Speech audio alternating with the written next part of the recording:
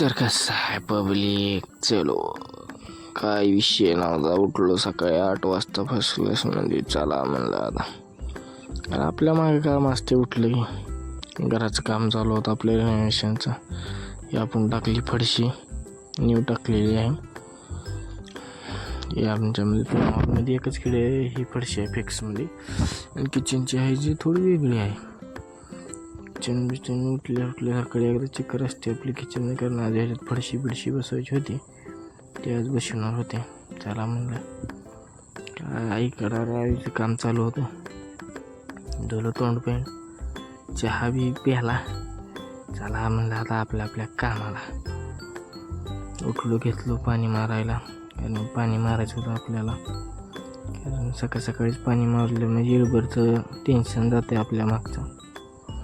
घेतलं आधी बाथरूमच्या ह्याच्यावरचं मारून घेतलं. पुन्हा स्लॅबच्या वरचं बांधकाम केलं होतं, त्याचं चालू होतं मारायला.